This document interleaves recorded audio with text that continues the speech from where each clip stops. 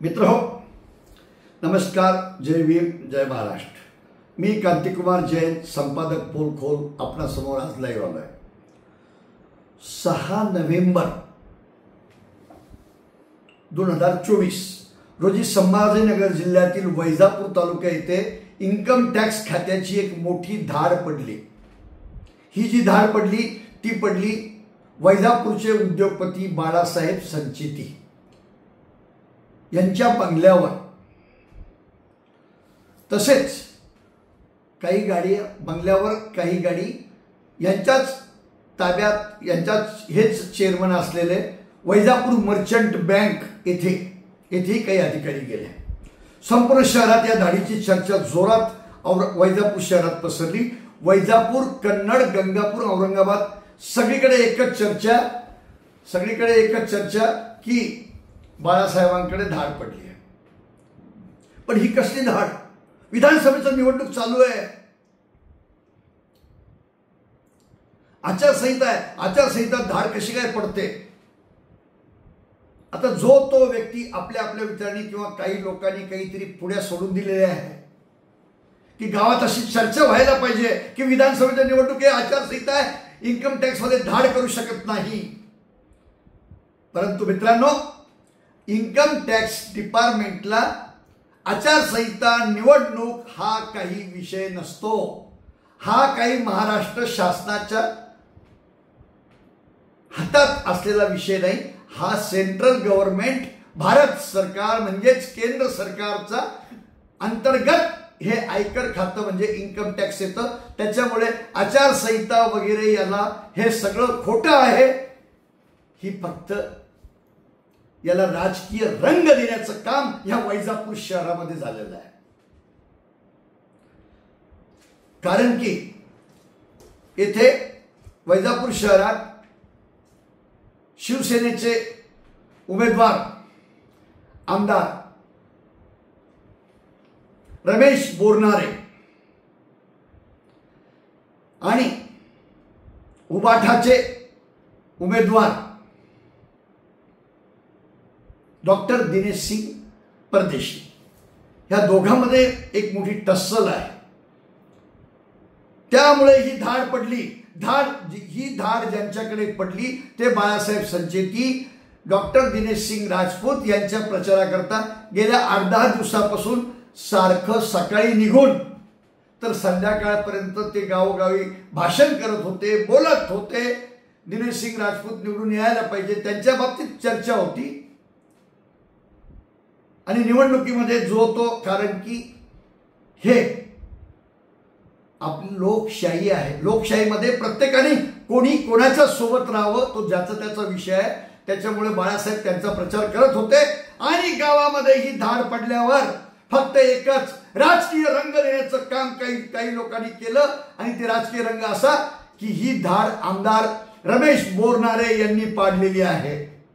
कारण की बाळासाहेब त्यांचा प्रचार करतात. मित्रांनो, लोकशाहीमध्ये जो तो कोणीही कोणाचा प्रचार करू शकतो. परंतु असं आमदार करतील का? ह्या स्टेजला जातील का? बरं, गेले. परंतु इन्कम टॅक्स डिपार्टमेंट आमदाराचं कितपत ऐकतील? इन्कम टॅक्स डिपार्टमेंट हे आमदार, खासदार, मंत्री, मुख्यमंत्री कोणाचंही या खात्यावर चालू शकत नाही. हे महाराष्ट्र शासनाच्या अंतर्गत नाही, तर हे केंद्र सरकार, भारत सरकार, सेंट्रल गव्हर्नमेंटच्या हातात आहे. हे जे आहे याचं फक्त हे ज्यांच्या हातात आहे. इथे कोणाचं चालतंय ऐकून घ्या मित्रांनो. CBDT, C for Calcutta, B for Bombay, D for Delhi आणि T for Tamil Nadu. Central board of director tax consultant authority, फक्त यांचंच हे ऐकू शकतात. आणि फायनान्स मिनिस्टर म्हणजे अर्थमंत्री, भारत सरकार. कुठे आले आमदार? काय संबंध आमदाराचा? कशा करता आमदाराला बदनाम करता? कारण की आमदाराचं पारड जड वाटतंय. म्हणून तर हा असा खेळ नव्हे ना. आम्ही कोणाची स्तुती करत नाही. वैजापूर तालुक्यामध्ये आमदार रमेश बोरनारेची हवा चांगली आहे. आज शहरामध्ये दिनेश सिंग राजपूत यांची परिस्थिती अतिशय चांगली आहे. परंतु वांजरगाव, सरळ बेट, तिकडे काय परिस्थिती आहे बघा.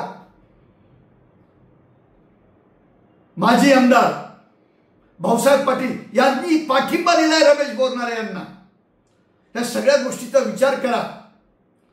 कोणी कितीही केलं तर आमदार आर्यम वाडीनंतर वैजापूरला जर लोकप्रियतेच्या शिखरावर कोणी पोहोचला असेल, इतका फंड्स, इतका निधी आमदार वाणी साहेबांच्या काळात आलेला नाही. गोविंदराव अधिक पासून आपण बघा, विनायकराव पाटलाच्या नंतर इथे कोणी काम करणारा माणूस भेटला असेल तर ते आहे रमेश बोरनारे, असं वैजापूर मधील लोक बोलतात. आमच्या प्रतिनिधीने फेर फटका मारला असता मी ते सांगतोय. आणि आपण काय सांगतायत की रमेश बोरनारे हे धाड पाडू शकतात. याचा अभ्यास करावा लागतोय मित्रांनो. अगोदर सर्वे होतो, सर्वेला म्हणतात 133, 133. सर्वे झाल्यानंतर मग रेड होते, त्याला म्हणतात 132. त्यासाठी 3 ते 4 महिन्याचा कालावधी लागतोय. उचलली जीव आणि लावली टाळूला, कारण की म्हणे आमदार करतात. कशी काय रेड होऊ शकते? सोपं नाहीये. इन्कम टॅक्स वाले अतिशय अभ्यासपूर्वक येतात, सगळी माहिती घेतात. म्हणून आमदार बोरनारे यांचा हात नसावा. आणि नाही, कारण की पोल खोलने पूर्ण दिल्लीपर्यंत जी माहिती घेतली आहे, ही माहिती मी आपल्या समोर मुद्दाम देत आहे. कारण की पोलखोल कोणाची भाटगिरी, चमचेगिरी आणि हुजरेगिरी पोलखोल करत नाही. पोलखोल सत्यमेव जयतेच्या मार्गावर चालतोय मित्रांनो. काहीतरी राजकीय अशी खोटी पुडी सोडू नका. जे आयकरवाले आले, बाळासाहेबांच्याच चेअरमन असलेली त्यांच्या परिवारामध्ये ही बँक हातात आहे. म्हणून या वैजापूर मर्चंट कोऑपरेटिव्ह बँकेमध्ये ते लोक गेले. म्हणून गेल्या 2 दिवसामध्ये मित्रांनो विचारपूर्वक ऐका, 40 ते 50 कोटी रुपये निघले असावेत असा अंदाज वैजापूर शहरात काही चांगल्या लोकांनी पोलखोलशी बोलताना सांगितलंय. कारण की जो उठतोय तो बँकेतनं पैसे काढतोय की काय होणार, कसं होणार, इन्कम टॅक्सचे लोक गेले, काहीतरी इथं काळं बरं आहे. लोकांना हे वाटणं साहजिक आहे मित्रांनो. म्हणून ठेवीदारांनी एकच गर्दी केली आहे पैसे काढण्याची. नाही तर उद्या काय होईल हा मित्रांनो. कारण की लोक समृद्धी महामार्गाचे वैजापूर तालुक्यातले लोक बोलतात, मी नाही, जी चर्चा ऐकली आहे, 60 ते 65% आलेले पैसे हे वैजापूर मर्चंट कोऑपरेटिव्ह बँकेमध्ये लोकांनी ठेवलेले आहे, अशी चर्चा आहे. सत्य काय आहे मला माहित नाही. म्हणून फक्त तिथले पैसे काढण्यासाठी आता लोकांनी गडबड सुरू केलेली आहे. आणि फक्त राजकीय रंग देऊन, कारण की आमदारांची अफाट लोकप्रियता, आमदारांनी केलेलं काम, आमदारांनी आणलेला शेकडो कोटीचा निधी, इतका निधी कधी आलाय वैजापूरला? कोणाच्या काळात आलाय? एवढं काम कोण करू शकतंय? काहीतरी बोलू नका असं. अहो, एक बोट तुम्ही त्या आमदाराला दाखवता, 4 बोट तुमच्याकडे आहे. खरंच काय काम केलंय, काय काम करतोय?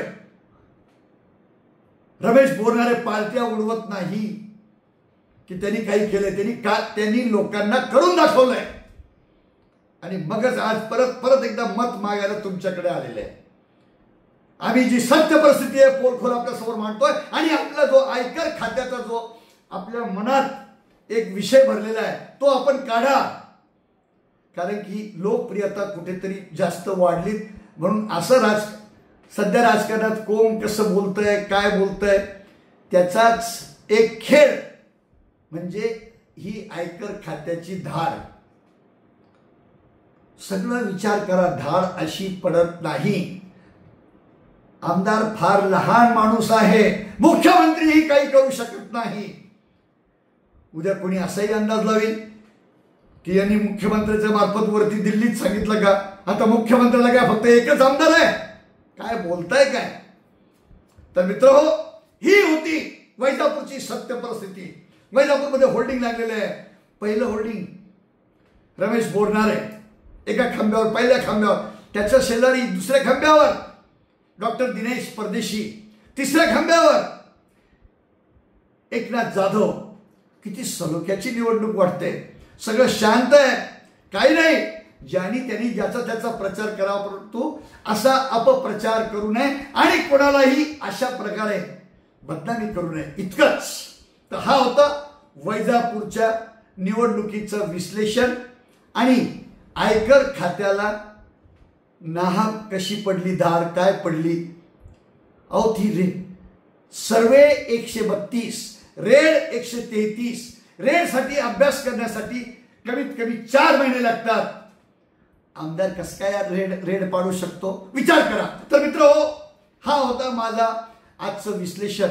आपल्याला व्हिडिओ माझा आवडला असेल नक्की शेअर करा, सबस्क्राईब करा, लाईक करा. आजपर्यंत आपले आशीर्वाद, लाखो लोक मला बघतायत. आपला आशीर्वाद प्रेम असाच ठेवा. धन्यवाद. नमस्कार. जय भीम, जय महाराष्ट्र.